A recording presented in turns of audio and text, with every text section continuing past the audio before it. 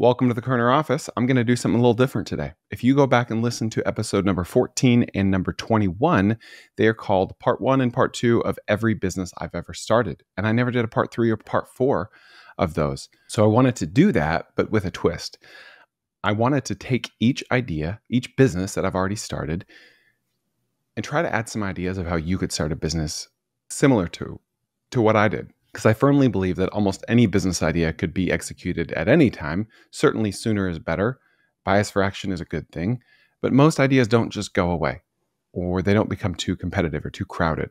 But some of these ideas did only kind of exist in a vacuum based on what I was going through at the time. So if that is the case, then I'll try to put a spin on it so you could copy this today in 2024 or 25 or whenever you're listening to this. So part 2 of this series was on May 17th. And I finished by talking about $10 and $20 unlocks, which were domain names, $10unlock.com and $20unlock.com, that enabled people to unlock their iPhone so it could sell for more money. And I'll remind you that these are not in a specific timeline or sequential order. It was as I remembered them. And so the timelines are a little wonky. But the next business, this is number 40. This was the Tree Biz Bootcamp. And so over a year ago, we launched a tree business, a tree trimming business called Fast Tree Care. And we launched it with James, and he's awesome. And we learned a lot about the tree business. And this was the second tree business I had launched because I had helped a friend named Jordan launch one about 4 years ago. So we felt like we knew a good bit about the tree business, and we wanted to sell a bootcamp to teach others how to start a tree business as well. And we had never done a course or a mastermind or a boot camp or whatever you want to call it. So this was new to us. I say us, this is me and Nick Hulesky, my business partner. And so we wanted to do it in person in Dallas. We felt like it would be the highest quality, and you just can't really replace in-person instruction. And so I tweeted about it a couple times, and I sent one email about it to my newsletter, and we got about 20 people. About half of them, maybe 60%, decided to join in person, and the remaining 40% attended virtually. And so what this was 2 full days of instruction in Dallas, really McKinney, about 15 minutes from my house. And we taught people how to start a tree trimming business. And we had guest speakers that were marketers and accountants. And James did a bunch of instruction, and Matthew, my good friend / partner / employee that helped with this business as well. We went out to job sites. We showed them different types of trees in different neighborhoods. We showed them jobs we had already done. We talked about equipment and checklists and hiring subcontractors, because the whole point of this bootcamp was to start a tree business or any home service business without performing the work yourself, by outsourcing all of the work. Because we don't own a chainsaw. We just have a truck. And then we have crews that we 1099 and subcontract out all the jobs to. So this business was a success. I still have the virtual copy that every now and then someone will run across my old tweet and say, hey, can I attend that? And we say, well, we're not doing it in person anymore, but you can buy the virtual version. So we still sell the virtual version every now and then, but the feedback we got on the course, both virtual and in person, was amazing. We got like a 9.7 out of 10 anonymous feedback score from all the participants. It was really high quality. We spent a lot of money to make it good. And I think we had like $45,000 or $50,000 in gross revenue over a couple days, not including the prep time. And about half of that was profit. So about 20 grand profit for 2 days worth of work, plus a good week's worth of work on the front end to plan things. We had really good food. We ate at a good steakhouse, good catered food. I love food, so I take it seriously. But anyway, that was a good business. And so you could start this business by monetizing your knowledge, whatever you know about business or about life, and selling it in a bootcamp or a course. Or if you come across someone online that already has an audience, you could piggyback on their audience, and you could put together content for them and help them launch an in-person or virtual bootcamp and take a percentage of the revenue. So the next business is Fast Tree Care. And I kind of did this in the reverse order, but we started Fast Tree Care in the summer of 2013, me and Nick and James. And James was a hungry college student or recent graduate from Bowling Green. And he moved to Dallas with nothing but a plan and hopes and dreams. And he stayed at my house for the first few nights. And he's incredibly hardworking and awesome and respectful. And I gave him my truck, my 2011 Tundra, to use for the business. And I gave him the playbook that I used to help my friend Jordan launch this business years prior. And I said, hey, Call me if you need anything. Let's meet in person every now and then. Text me, call me. Here's the plan. Here's the funding. We paid him a flat salary every month. And then he went out and did his thing. And he's been doing it ever since. And he's crushing it. I love the tree business because it has what I call a binary outcome, as opposed to a lot of other home service businesses. And here's what that means. We get a call for a removal or a trimming. That's basically all we do, with some stump grinding after removal. And it's very clear. They need this tree gone, or they need this branch or branches gone. Sometimes multiple trees, sometimes one. We remove them. We either put them by the curb or take them away, depending on how much they pay. And then we get a 5-star review, period. And it's so nice to have a business like that, especially in the context of having a bunch of other businesses that are so complex and difficult and nebulous. And you might get a 1-star review or a 3-star review or a 5-star review. You might have angry customers. They're just operationally complex. This one is not, because we are subbing out the work. So in my opinion, if you were to start a home service business, you should start one with a binary outcome. Other examples might be pressure washing, lawn mowing. You know what? My brain is failing me. I had a whole tweet about this. Let me pull that up. Appliance repair, window cleaning, HVAC, plumbing. These are services where they have a specific problem and you fix it and their problem is gone. An example of a business that does not have binary outcomes would be like a custom home building business or a house painting business. Oh, this isn't the shade that I chose. Oh, this shade looks different in the sun, or you missed a spot, or how much primer did you use? Or there's just so many things that a customer could be dissatisfied by, and it makes your job a lot harder. So that is a framework I love. And I wouldn't have that framework if it weren't for Fast Tree Care, because we had a third-party logistics company, we had an e-commerce company, and those are very, very hard to do a good job, and they do not have a binary outcome. Okay, next one. This is Bluemetric. Bluemetric is the company that I am a co-GP, general partner for, that buys RV parks and campgrounds around the Southeast. I didn't start this business, so maybe this shouldn't be on the list. So this is somewhat of a stretch. Well, it's not a stretch at all to say that I started it, because I did not start it, but it was a new endeavor for me, at least. It is very entrepreneurial. I have to go out and find potential investors that are interested in these parks and then sell them on it. I also have the task of helping to find the parks, using my audience to find off-market deals. I also help write investor updates and help with marketing. This takes a decent chunk of my time today, and it's one of the few ideas here that I'm still doing, because I've only been doing it for about a year now. In this business, I am compensated by investors that I bring into a deal. It's not a fund in the sense that we raised one big amount and then we're using that amount to buy a bunch of parks. It is a syndication in the sense that we raise $1 to $8 million at a time on a park by park basis. And so if I raise $1 million of a deal, then I get a small percentage of that deal in equity over time. And then I also get a small percentage of our acquisition fee at the closing table. So this is a great endeavor because it enables me to have some free cash flow every month or every couple months as we close parks, and also build my net worth by establishing equity stakes, small equity stakes in these parks around the country. Number 43 was a company called Busy. And in the early days of Co-Founders, when our thesis was to partner with college students or recently graduated college students, I partnered with a guy named Sam out of BYU. Sam is an awesome guy. I hope he's listening to this right now.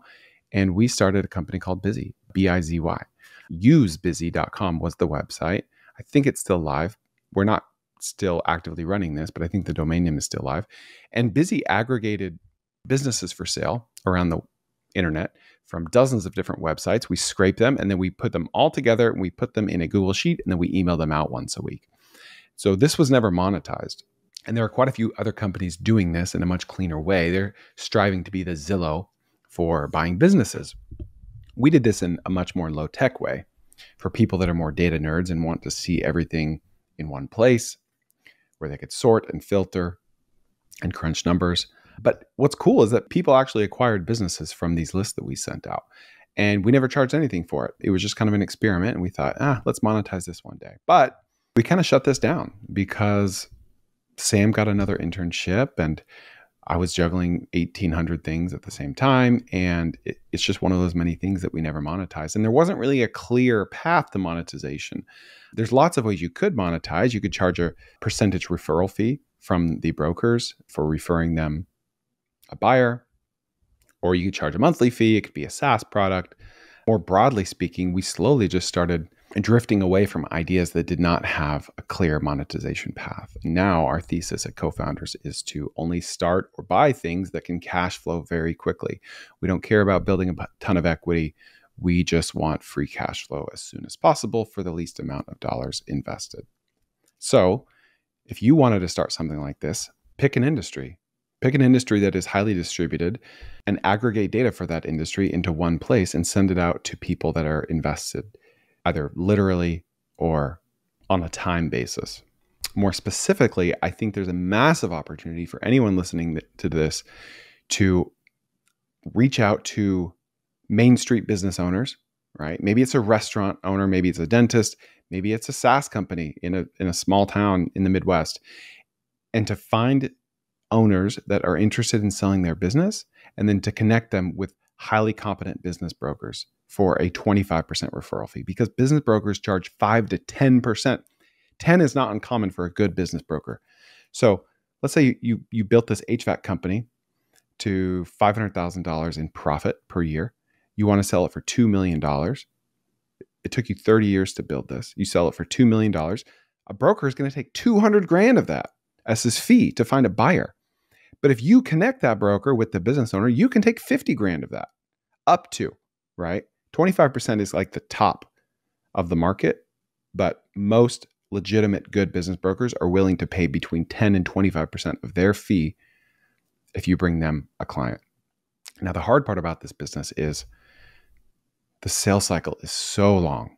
It takes weeks or months or years for a business broker to get a listing under contract. And then it could take weeks, months, or years for it ever to sell. And it's common for deals to fall out of the pipeline. Like picture home sales times 10 on a difficulty scale and timeline. Nevertheless, this is a huge opportunity, playing matchmaker between brokers and sellers. So that is the idea that I would execute today if I were you. Next business, number 44, No Greasy. No Greasy is a website I'm very proud of. I think the domain name is still live.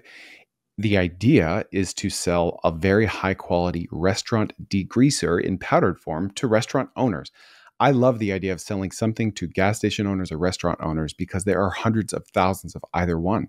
I was talking to a friend one day who has a business in a different field, and they started selling this powdered degreaser to restaurants, which wasn't their core product or service. And this powder degreaser was so good, the restaurants were loving it. They're used to buying degreaser in liquid form, so they have to pay for all that shipping of water, which is unnecessary. Instead, he was selling a powdered form to them, much more highly concentrated, and they can put it in a spray bottle, add water, and it was very, very potent. And so I was able to find the manufacturer of this powdered degreaser, and we placed samples at like 50 plus restaurants by texting the restaurant owners and saying, hey, we have the best degreaser you'll ever find.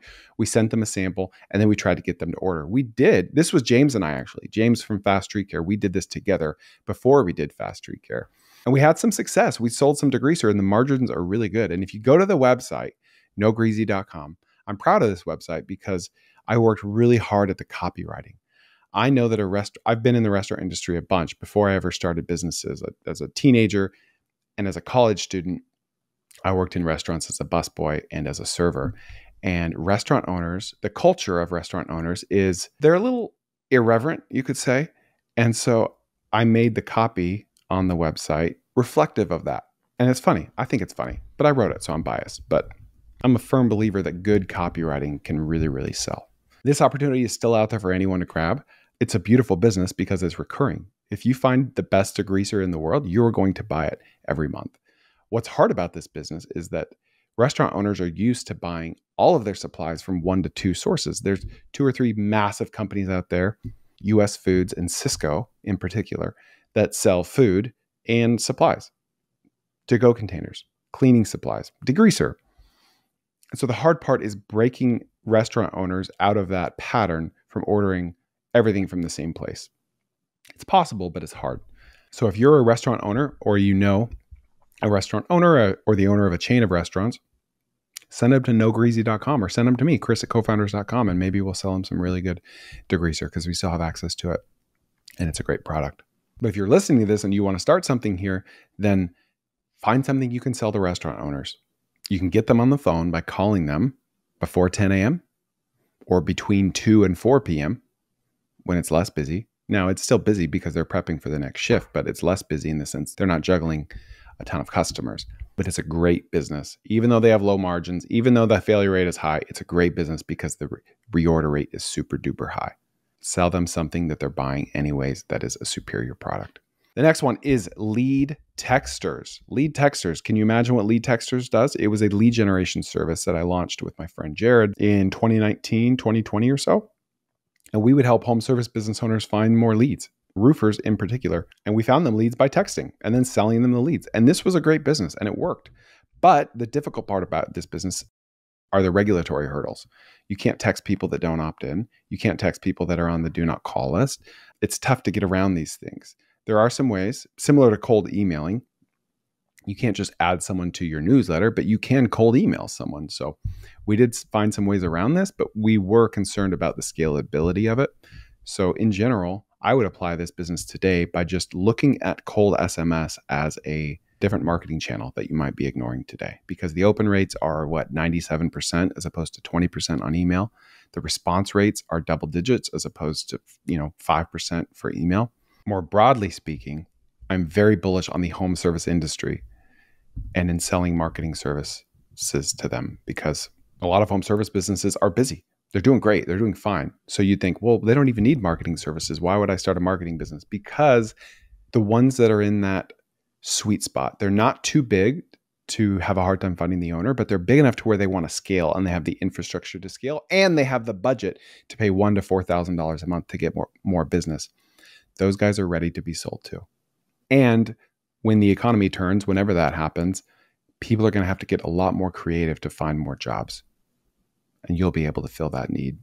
We have a kind of a stealth-ish project going on right now called Repeat Leads, where we're doing this. We're helping home service business owners find more leads. And we're having a ton of success. And it's been a great business so far, and they've been very happy with us. So the pie is big enough for everyone. There's over 30 million small businesses in America alone. That's 10% of all Americans. On paper, that means 1 in 10 people you pass on the street is a potential customer. More realistically speaking, most of those business owners don't even have any employees, so they don't have a budget for something like this, but there are certainly millions of potential customers out there. Google Business Profile Management, Google LSA Management, paid Google ads, paid Facebook ads, lead magnets. We talk about this stuff all the time on this podcast. All right, if you are watching this clip right now, you are watching this on YouTube. And if you are a fan of podcasts, please check out my podcast while you're at it, because sometimes I have podcasts that aren't on YouTube and sometimes I have YouTubes that aren't on podcasts. So check out the Koerner Office on any podcast platform, or you can go to tkopod.com. Also, my newsletter, we'll throw that in there. There are no ads. It's weekly. It's different content than my podcast and YouTube. Newsletter.chrisjkoerner.com. You'll see the link and we'll see you there. Number 46, Easy MLS. Easy MLS was a flat fee MLS listing service for people that had already listed their homes for sale by owner. So we built an automation, my friend Jared and I, that would automatically text and or email FSBO, for sale by owner, sellers, and say, hey, no one can see that your property's for sale. I know you're trying to save 6%. I respect that. I'm a cheapo too, but for $100, you could list this on the MLS with us. Now you're still probably going to want to pay 1% to 3% to the buyer's agent, but to get 10 times more eyeballs on your listing by getting it on Zillow, on the right category on Zillow and on Redfin, you're going to want this to be listed on the MLS. Do it with us for a flat fee for $99 or $3.99. It was low hundreds of dollars. And it was automated. It was beautiful. And so people would get an automated text, then they could automatically pay, and then they would automatically get a type form to submit their description and their pictures. And today you could do this with AI. You could have AI write the listing for them. You could remove 80% of the friction, which was the big problem with this business 5 years ago, with all the friction that it takes. Sure, you get them to pay, great, but they're not going to get any value out of the product if they never take the time to take professional pictures and to list the pictures and to write a description and to think of a description and to answer the phone when people call. It's a lot to ask in exchange for only $100 to $400. The price that you charge is not reflective of the friction they have to go through to use your service and to have a good experience. That was the big problem with it. But today, you could use AI to do most of this work for them. So I'm much more bullish on this idea today than I was when I launched it 4 or 5 years ago. Number 47, my favorite number. I just have rocking chair because one day I was shopping on BizBuySell, and here's a great framework for you. If you're short on ideas, not just ideas of what business to buy, but what business to start. If you're short on ideas, then just start window shopping on BizBuySell because there are a plethora of ideas, tactical, financials, everything you'd ever want to see about a small business is listed on BizBuySell. Don't just look in your market, look nationwide. Go to BizBuySell and look at the homepage before you even log in, because those are going to be really hot listings that BizBuySell is putting in front of you because other people are naturally clicking on them and seeking them out. That's another good framework is on any platform that is somewhat sophisticated, like a Twitter or any social media platform or a big website. If you really want to see what's hot, check it out in an incognito tab or when you're not logged in, and it will show you like the most popular things. Really, really good for generating ideas. So anyway, I was on BizBuySell one day and I see this business for sale in Texas that was an e-commerce business that made these old-timey wooden rocking chairs, rocking horses actually, where it would be just like a horse head combined with a kid's rocking chair. And someone in Texas was making these and selling them. And their margins were like 70%. They were selling a ton of them. And I got the info packet from the broker. And they had insane margins. And they were getting 100% of their business from paid Facebook ads, which is both bad and good. It's bad because it's only one channel to receive all your customers. It's good because insert $1, get back $6 or whatever it is.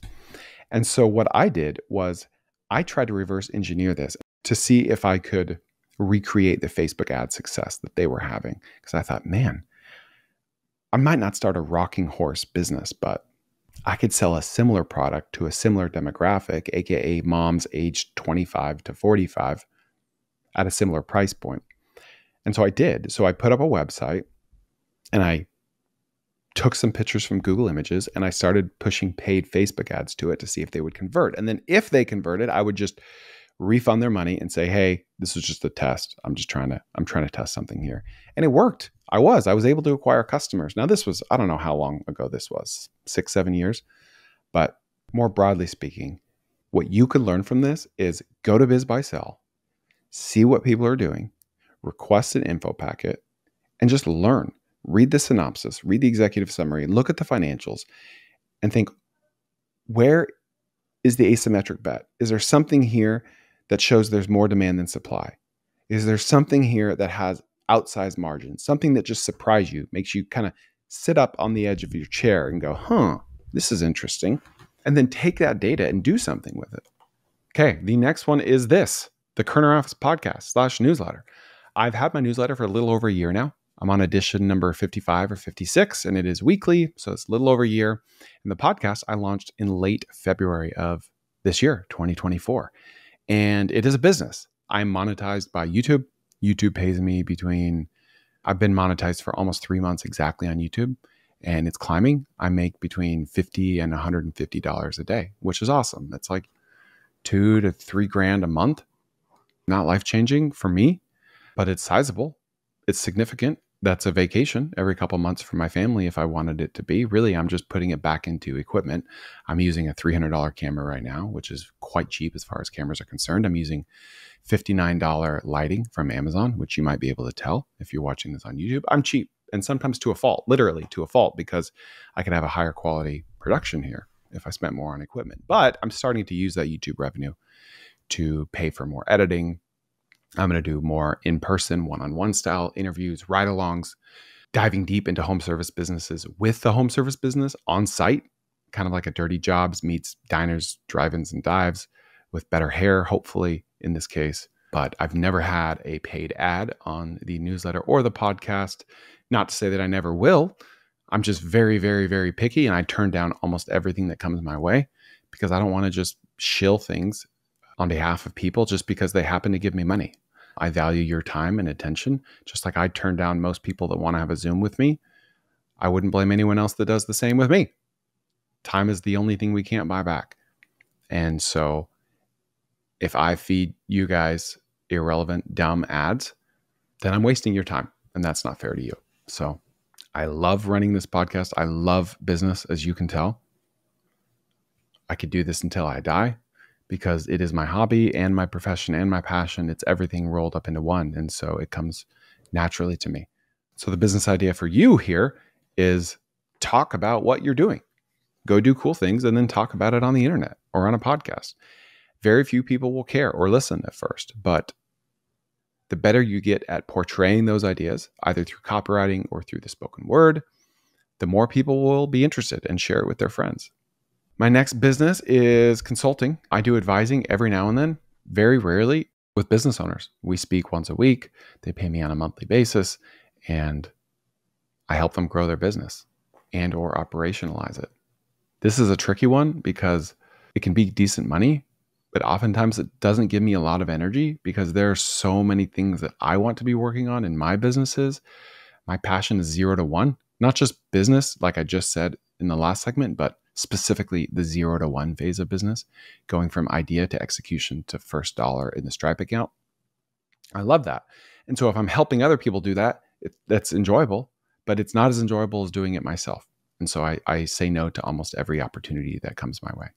But nevertheless, it is a source of revenue for me even today. I haven't been doing it for that long, but it is really cool to see a business owner implement an idea that I give them and then see the fruits of that come to life. So the next business is called Speed to Ship. And this is a domain name that I still own today. And it is a piece of software that my brother-in-law Justin developed for both my old company, Send Eats, which was a third-party logistics company, and for my current company, Texas Snacks, which is our Buc-ee's resale business. So we had a very specific software need with Texas Snacks, and we wanted to rate shop, as in we wanted to scan a package and then put it on the scale, and then we wanted a piece of software to tell us, okay, between UPS, FedEx, DHL, and USPS, here is maybe not the cheapest, but here's the best shipping option, all things considered. So for instance, maybe the person pays for overnight, but they're already in Texas. So we don't want to pay for a $25 overnight label. We would rather pay for a $6 label because we know that they're going to get it overnight. You also have packages with dimensional weight. Now, you've got weight and dimensional weight. Let's say you're shipping a balloon. It weighs almost nothing, but the dimensional weight is quite big. So this software takes that into consideration. So I still think that this is an amazing piece of software that we should be selling.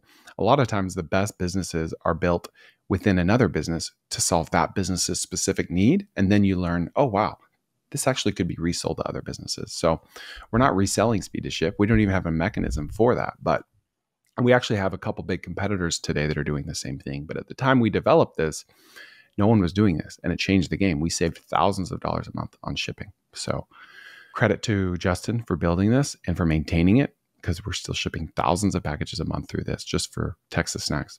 But one day we need to resell this as a SaaS product to other e-commerce businesses.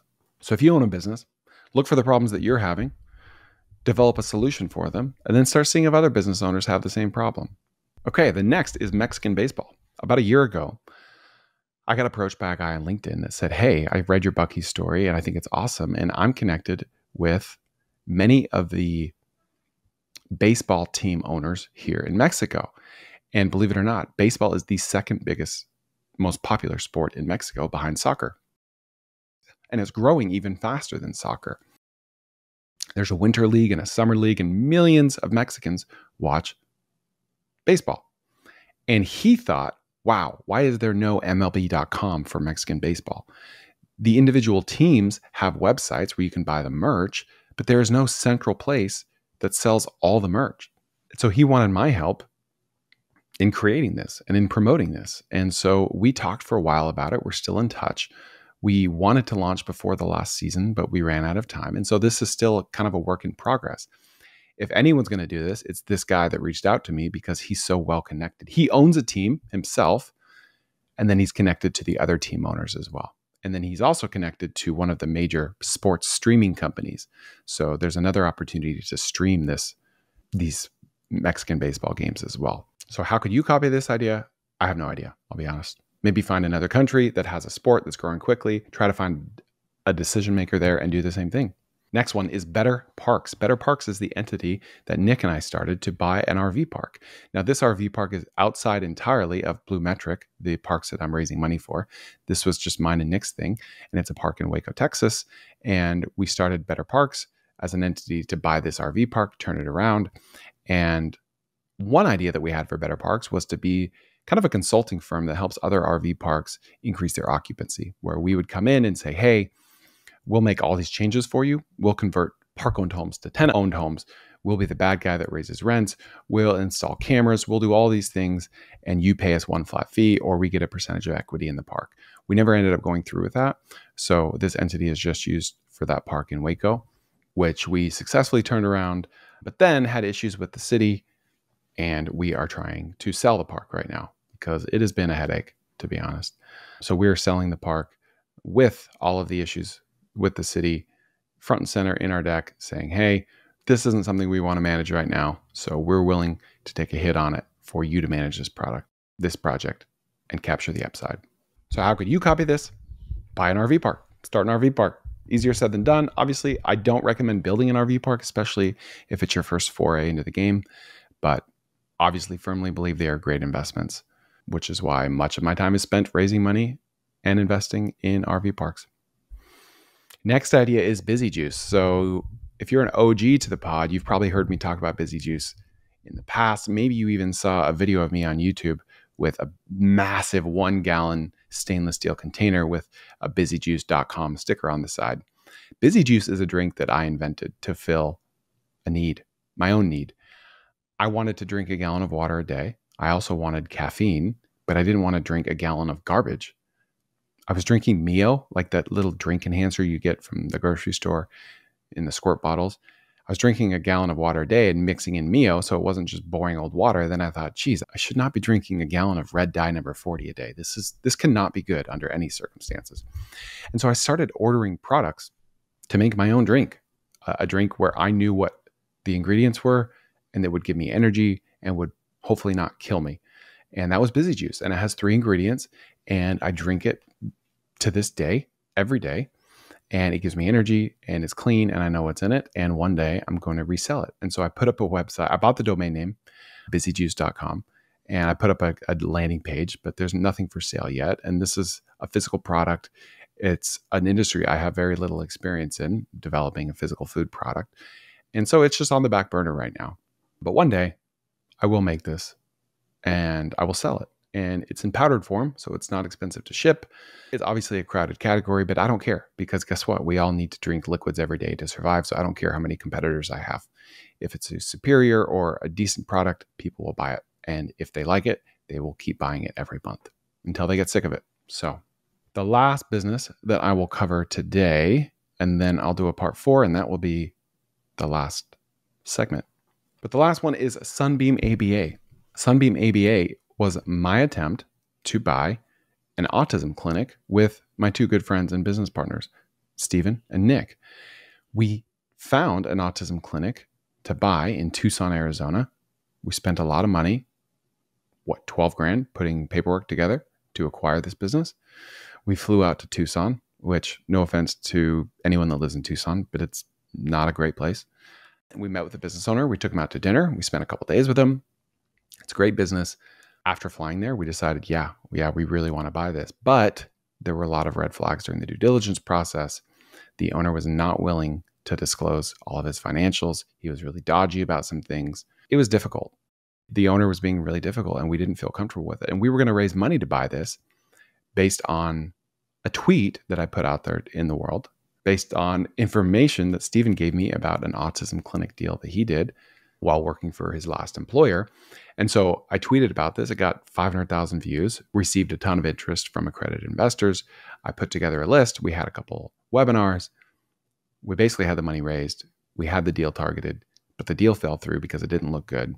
And then we lost energy on the deal. Time kills all deals, and we moved on. So we never raised money. We never bought an autism clinic. We thought seriously about starting one. We looked at another one in Texas to buy, a much smaller one, but it just never came together. And so we took that energy and interest and ended up putting it into our pet cremation business. So I guess this is kind of a two-part mini segment to end this segment. Sunbeam Paws. All right. Sunbeam, the name came from a song that we have in our church, which is called Jesus Wants Me for a Sunbeam. And so we were optimistic with our autism clinics that we would be able to help children with autism treatment plans. And so we named the entity after a children's song as part of our religion. So we kept the name Sunbeam, and instead of Sunbeam ABA, it was Sunbeam Paws. And we launched it. We now own a pet cremation business in the greater DFW area. And this is a great business because it's very operationally light. We have a refrigerated van, and we pick up deceased animals, mostly dogs, some cats, some hamsters, and we deliver them to a cremation facility. So we're basically the logistics provider between the veterinary clinics and the cremation provider. And it's profitable. It's been profitable from day one. And we're working on acquiring more customers right now, customers being veterinary clinics in the DFW area. So that concludes this third part of Every Business I've Ever Started. I think I'll change the name because you're more likely to listen to it if it's more relatable to you. But if you found this interesting, please share with a friend, leave me a 5-star rating, and I will see you next time.